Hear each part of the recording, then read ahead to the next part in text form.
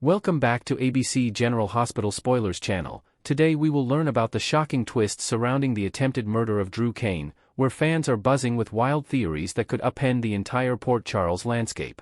In the shadowy underbelly of Port Charles, the Port Charles Police Department has been pulling out all stops in their relentless pursuit to unmask the culprit behind the brutal shooting of Drew Cain. Picture this: Drew, a man who's weathered countless storms in his life, was viciously struck by two precise bullets piercing his back right in the sanctuary of his own living room, a space meant to be his refuge. Detectives have combed through every forensic detail, from the trajectory of the shots to the faint traces of gunpowder residue scattered like whispers of betrayal across the room. Yet, amid the chaos of alibis and motives, a growing chorus of devoted viewers is challenging the assumption of a lone gunman. What if, they speculate, the deadly assault was a collaborative effort? Imagine two vengeful souls passing a single weapon between them, each firing in unison to settle old scores with Drew, whether for personal grudges or the pain inflicted on those they hold dear. Drew's history in Port Charles is a tangled web of rivalries and heartbreaks. He's crossed paths with power players who could harbor deep-seated resentments, from corporate betrayals at ELQ to fractured family ties that run deeper than blood. This dual-shooter hypothesis doesn't just add layers of intrigue, it flips the script on the investigation, forcing us to scrutinize overlooked alliances and hidden loyalties that could point to an elaborate cover-up. As the evidence mounts, the spotlight has intensified on Michael Corinthos, whose name keeps surfacing in ways that scream suspicion or deflection. If two individuals were indeed involved, then Michael's role in this drama becomes even more pivotal. Is he spinning tales to shield himself, or is he the guardian angel for a pair of unlikely accomplices? Drew, ever the strategist with his military background and unyielding sense of justice, shows little interest in a broad manhunt. Instead, he's laser-focused on directing all suspicion toward Michael, viewing the shooting as a golden opportunity to dismantle his rival's empire and reputation in one fell swoop. But here's where the plot thickens. Unbeknownst to Drew, legal eagle Alexis Davis has already pulled Willow Tate aside for a crucial heart-to-heart, laying out the perils of hastily accusing Michael at this juncture. Alexis, with her years of navigating Port Charles's treacherous legal waters, warns that such a move could boomerang spectacularly, painting Drew and Willow as desperate conspirators desperate to divert attention from Willow's own potential involvement in the crime. Willow, torn between her loyalty to Drew and the fear of self-incrimination, grapples with this advice amid the emotional wreckage of her recent life upheavals, including her ongoing battles with health issues and family secrets that could unravel everything. Delving deeper into the timeline of that fateful night, the pieces start to align in unexpectedly incriminating ways, particularly regarding Michael's whereabouts. Eyewitness accounts place him squarely at the epicenter of the chaos, the very spot where Drew fell. Tracy Quartermaine, the sharp-tongued matriarch whose instincts rarely falter, caught a glimpse of Michael lurking in the shadows just moments after the shots rang out. Her initial gut reaction? She pegged him as the shooter himself, a conclusion that quickly shifted as cooler heads prevailed, effectively clearing her from any suspicion since her judgment was clouded by the heat of the moment. But what if Michael's presence wasn't mere coincidence? Perhaps he arrived on the scene mere minutes before the attack unfolded, positioning himself as an unwitting, or perhaps willing, observer to the real perpetrators. This raises tantalizing questions about his motivations. Does he owe a debt to those who pulled the trigger, or is he leveraging his knowledge to manipulate the narrative for his own gain? In Port Charles, where family bonds are both armor and Achilles' heel, Michael's protective instincts often override logic, especially when it comes to safeguarding the next generation from the town's toxic undercurrents. Now, let's entertain a bolder, more heart-wrenching theory that's gaining traction among the fandom. What if the two bullets originated from the hands of two young boys fueled by raw, unfiltered rage, Danny Falconeri and Rocco Falconeri? These aren't your typical pint-sized troublemakers, they're the resilient sons of Port Charles's finest, carrying the weight of losses that no child should endure. Envision the scene: Danny, with his quiet intensity inherited from his parents, and Rocco, the fiery echo of his father's unyielding spirit, each taking a single shot as a symbolic act of retribution. Their target? Drew, whom they blame for ripping Emily, Scout, Cain away from the fabric of their blended family lives, perhaps through custody battles or decisions that left them feeling abandoned and powerless. Scout's removal, whether due to Drew's rigid parenting choices or external pressures from the Quartermaine dynasty, has left emotional scars that fester like open wounds.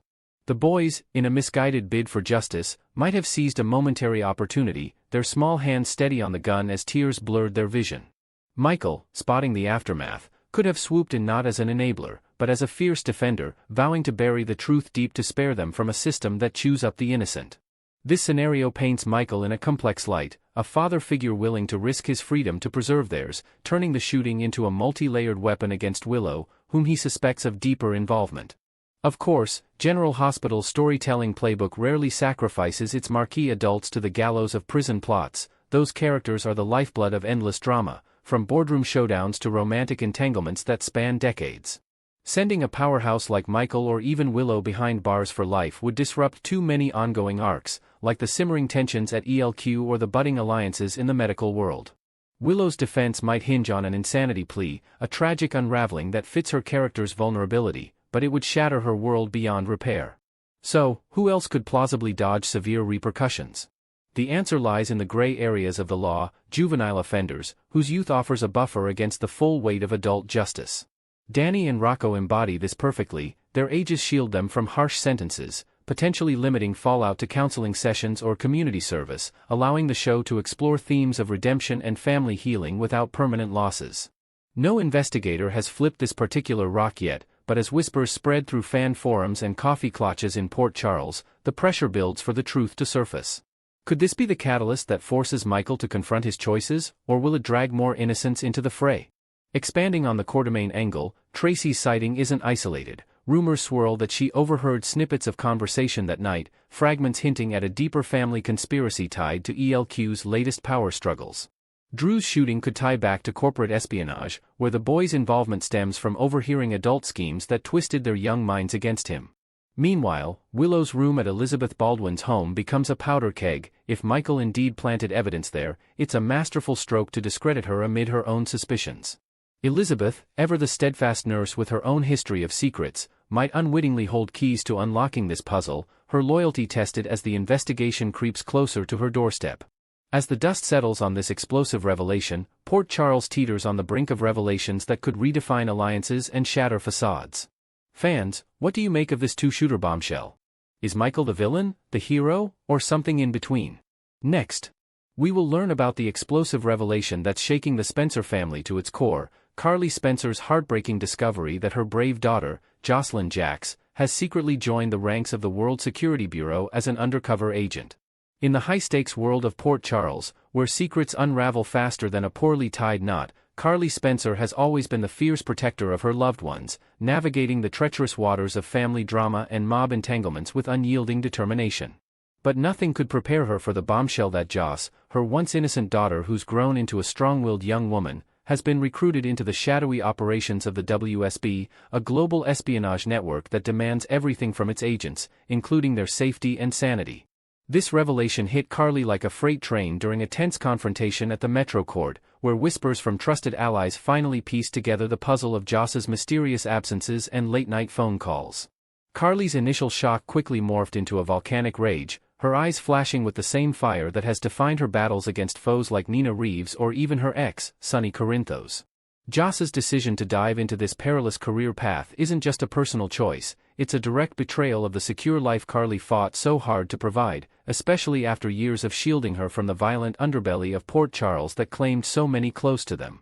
Joss's undercover role has already thrust her into dangers that no parent would ever wish upon their child, turning what should be a bright future into a minefield of close calls and narrow escapes.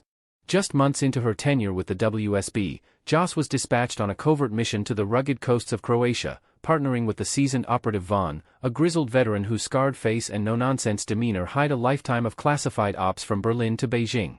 Their assignment involved infiltrating a smuggling ring tied to international arms dealers, where Joss posed as a low-level courier to gather intel on a high-profile target rumored to have ties back to Port Charles power players. The mission went south in spectacular fashion when a routine handoff turned into a high-speed chase through narrow Adriatic alleyways, with Joss dodging bullets and leaping from a speeding boat into choppy waters to evade capture. She emerged battered but alive, with a sprained ankle and a newfound scar across her shoulder from shrapnel, a stark reminder that spy work isn't the glamorous adventure movies portray, it's raw, unrelenting peril that leaves permanent marks on body and soul. Back in Port Charles, Joss tried to downplay the incident, brushing it off as just part of the job during a hushed conversation with her boyfriend, Dex, but the tremor in her voice betrayed the terror she endured, highlighting how quickly her world has shifted from college classes and coffee runs to life-or-death stakes. Carly's reaction was nothing short of explosive, a whirlwind of maternal fury that saw her storming into Brennan's dimly lit office at the WSB's hidden outpost, demanding answers with the intensity of a hurricane. Jack Brennan, the slick recruiter with a silver tongue and a history of bending rules for the greater good, had personally handpicked Joss for her street smarts and unshakable loyalty, qualities honed from years in Port Charles's chaotic social scene. But Carly saw red, accusing him of preying on a vulnerable young woman still reeling from past heartbreaks, like the devastating loss of her romance with Cameron or the lingering shadows of the Hook killer's attacks. In a bold move, Carly leaked anonymous tips to local authorities that disrupted one of Brennan's side operations, a calculated strike meant to send a message: no one endangers her daughter without facing consequences. This act of vengeance wasn't just about protection, it was Carly channeling her inner warrior, drawing from her own history of outmaneuvering adversaries through cunning and sheer will. Yet, beneath the bluster and threats, Carly's heart is fracturing. Nights spent pacing her living room, staring at old photos of Joss as a toddler, wondering how the girl who once dreamed of medical school like her aunt could choose a path laced with gunfire and deceit. Friends like Maxie Jones tried to intervene, urging Carly to listen rather than lash out, but the wound runs too deep, exposing vulnerabilities Carly has long buried under layers of bravado. As Carly grapples with this nightmare, a haunting parallel from Port Charles's storied past emerges, one that could force her to confront uncomfortable truths about her own choices and the pain she's inflicted on others. Decades ago, Carly's closest confidant, Jason Morgan, walked away from a privileged life as the Quartermain heir to embrace the dark allure of sunny Corinthos' criminal empire, becoming the ultimate enforcer in a world of hits, heists, and hidden alliances. Jason's transformation was born from tragedy, a catastrophic car crash that left him with chronic traumatic encephalopathy and amnesia, erasing the ambitious pre-med student who was poised to carry on Monica Quartermain's legacy as a renowned surgeon. Instead of returning to the Quartermain mansion's suffocating expectations and overprotective family dynamics, Jason found solace in Sunny's offer of purpose and freedom, trading silk sheets for safe houses and boardrooms for back alleys. Monica, the elegant matriarch whose life revolved around healing and family honor, was utterly shattered. She watched helplessly as her golden boy morphed into a stone-cold operative, his hands stained with the blood of rivals and his soul hardened by constant vigilance. The devastation mirrored Carly's current torment almost eerily: nights of tear-streaked pillows, desperate pleas for Jason to come home, and a profound sense of loss as if she'd buried him alive in the mob's grip.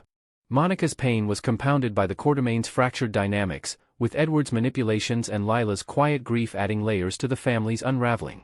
What sets Joss's story apart from Jason's is the absence of a catastrophic accident. Joss chose this life with eyes wide open, driven by a thirst for adrenaline and justice after witnessing too many injustices in Port Charles, from corporate takeovers at ELQ to the endless cycle of revenge plots. Unlike Jason, whose amnesia created a clean break from his past, Joss carries the weight of her family's history, knowing full well the toll it took on Carly during her own turbulent youth. This deliberate leap into danger amplifies Carly's confusion and betrayal, as she questions what hidden motivations pushed Joss toward espionage. Was it the thrill of outsmarting villains like the elusive Victor Cassadine, or a deeper need to forge her own identity beyond the Spencer Corinthos shadow? Carly's past actions add a bitter irony to the mix. Back then, she not only encouraged Jason's defection but actively enabled it, seeing Sunny as a romantic ideal while dismissing the Quartermains as stuffy elitists. She even withheld her son Michael from his Quartermain heritage, despite AJ's bloodline, prioritizing her alliances over biological ties and deepening Monica's isolation. Carly's role in that era wasn't passive. She whispered encouragements to Jason during his recovery, romanticizing the mob life as empowering, all while Monica suffered in silence, her heart breaking over holiday dinners where an empty chair symbolized her greatest failure. Now, as history echoes in the corridors of General Hospital and the dimly lit corners of the WSB, Carly stands at a crossroads that could redefine her character arc in profound ways. The parallels are too stark to ignore. Just as Monica mourned the son she lost to violence, Carly faces the potential forfeiture of Joss to a similar abyss, where missions in far-flung locales like Croatia could become the norm, pulling her daughter further from home with each encrypted communique. Inventing new layers to this drama, imagine Carly stumbling upon an old Quartermain family album during a visit to the mansion, flipping through faded photos of a young Jason in lab coats and Monica beaming with pride, a visual gut punch that triggers flashbacks to her own complicity.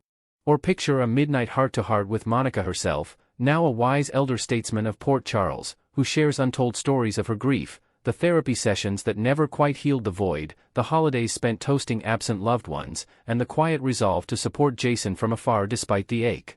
These invented vignettes could catalyze Carly's epiphany, forcing her to dissect her hypocrisy, how she decried Sonny's lifestyle for years, yet now her daughter mirrors it in a sanctioned form.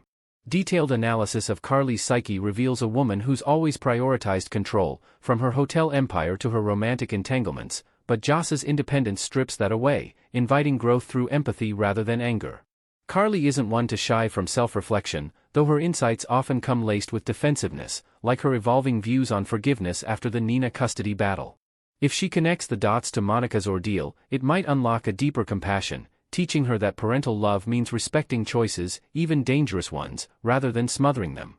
Too late for apologies to Monica, whose health has waned with age, but not for mending fences with Joss, perhaps through a joint mission briefing where Carly offers tactical advice drawn from her own survival instincts, turning rivalry into reluctant alliance. This evolution could ripple outward, influencing Carly's relationships with Michael and Donna, emphasizing open dialogue over dictation. In the ever-twisting tapestry of General Hospital, where redemptions are as common as resurrections, Carly's journey from fury to understanding promises rich dramatic fodder, blending high-octane action with emotional depth. GH fans, do you believe Carly will emerge more compassionate and less controlling after this WSB ordeal with Joss, or will her fiery nature lead to even bigger family rifts? Next, we will learn about the electrifying twist involving Michael Corinthos and Jacinda Bracken that could redefine alliances and secrets in the heart of Port Charles. Shaky foundations of suspicion. In the shadowy undercurrents of General Hospital's latest drama, Michael Corinthos finds himself teetering on the edge of exposure as investigations into the shooting of Drew Kane intensify. His alibi, pieced together from hurried explanations and vague timelines, crumbles under scrutiny, leaving him vulnerable to accusations that could unravel his carefully constructed life. Jacinda Bracken, entangled in the same web of deception, shares a similarly precarious position, her past as a call girl adding layers of doubt to her every move. What was once a fleeting alliance born out of necessity now demands bold reinvention, with Michael recognizing that half measures won't shield them from the relentless pursuit of justice in Port Charles. Inventing new layers to their story, one could imagine Michael pacing the dimly lit corridors of the Quartermaine mansion, his mind racing through scenarios where a single slip could implicate not just him, but his entire family legacy. This fragility isn't mere plot convenience, it's a testament to how deeply personal stakes drive characters like Michael, whose protective instincts often blur the line between right and wrong. Crafting the illusion of love. To fortify their defenses, Michael proposes a daring facade, a simulated romance that paints them as star-crossed lovers lost in passion, far removed from any criminal intent. Jacinda, weary of her precarious existence on the fringes of society, agrees to this charade in exchange for a fresh start, a legitimate career opportunity curated by Michael's influential connections, perhaps in event planning or charitable outreach, allowing her to step away from the shadows of her former life. Their strategy unfolds with meticulous care, starting with subtle public appearances at local hotspots like Kelly's Diner, where stolen glances and whispered conversations begin to weave the narrative of budding affection. Michael's internal conflict adds depth. As a man accustomed to wielding power in boardrooms, he's now navigating the unpredictable terrain of feigned emotions, questioning whether this performance will demand too much of his guarded heart. Jacinda, too, brings her own invented backstory to the mix, perhaps a hidden talent for design that Michael discovers, symbolizing her transformation and making their union seem organic rather than orchestrated. This alliance isn't just survival, it's a psychological chess game where each move anticipates the skeptics, from Sonny Corinthos' piercing gaze to the Quartermaine family's probing questions. Digital sparks ignite the rumor mill. Jacinda takes the initiative in solidifying their cover by sharing an enchanting selfie on her social media profiles, capturing a moment of apparent intimacy that sets Port Charles abuzz. The image, likely snapped during a sunset stroll along the harbor, shows her leaning into Michael with a playful smile, the caption hinting at unexpected connections that light up the darkest days. This digital breadcrumb trail extends beyond a single post. She follows up with stories of shared laughs over coffee and cryptic tags that invite speculation from fans and foes alike. In a deeper analysis, this move highlights Jacinda's resourcefulness, turning vulnerability into visibility and forcing the narrative on her terms rather than waiting for tabloid leaks. Michael's subtle endorsement, a like and a heart emoji, amplifies the authenticity, but beneath the surface, it's a calculated risk that could backfire if digital detectives uncover inconsistencies in their timelines. Imagining fan reactions, online forums would explode with theories. Is this Corinthos' rebound from past heartbreaks, or a genuine spark amid chaos? Such elements enrich the storyline, showing how modern tools like Instagram become weapons in soap opera intrigue. The ceiling kiss and emotional undercurrents. As they hammer out the details of their pact in a secluded corner of the floating rib, Jacinda leans in for a tender kiss, a gesture that blurs the boundaries between pretense and possibility. This moment, charged with unspoken tension, marks the official launch of their ruse, with Michael's hand gently cupping her face in a display that's equal parts theater and tentative truth. Their pre-existing friendship, forged in moments of mutual vulnerability during the Kane investigation, provides fertile ground for this evolution, shared secrets about family pressures and personal regrets that make the act feel less like lying and more like leaning into comfort. Over time, Jacinda's resolve might soften into real affection, her eyes lingering a beat too long during their staged dates, while Michael grapples with the novelty of someone seeing beyond his wealth to his weary soul. Adding inventive depth, consider a subplot where Jacinda confides in a confidant about her growing doubts, only to reaffirm her commitment, underscoring the emotional toll of living a double life. Yet, this intimacy carries risks. If genuine feelings emerge, it could complicate their escape from legal woes, turning allies into entangled lovers caught in Port Charles's unforgiving spotlight. Proposals and grand gestures on the horizon. To truly convince the doubters, Michael contemplates elevating their performance to matrimonial heights, perhaps presenting Jacinda with a sparkling engagement ring during a lavish dinner at the Metro Court. This proposal wouldn't be impulsive, it's a strategic masterstroke, binding them in a union that invokes spousal privilege, shielding them from having to testify against one another in any trial. Envision the scene, candlelight flickering as Michael drops to one knee, his words laced with rehearsed sincerity about building a future together, while Jacinda's surprised gasp masks her internal whirlwind of excitement and apprehension. An extravagant wedding could follow, complete with courtemane opulence, custom gowns, orchestral music, and a guest list buzzing with Port Charles elite, all designed to cement their alibi as unbreakable. Michael's motivations layer complexity. Beyond legal protection, there's a subtle desire for stability amid his turbulent life, especially with Willow Tate's ongoing charges for the attempted murder hanging like a storm cloud. Willow's predicament, involving her own desperate actions to protect loved ones, mirrors Michael's, but his freedom remains precarious, pushing him toward this bold step. Jacinda, in turn, might embrace the role with newfound agency, selecting venues that reflect her evolving identity, transforming the event into a symbol of redemption. Navigating legal shadows and heartfelt turmoil.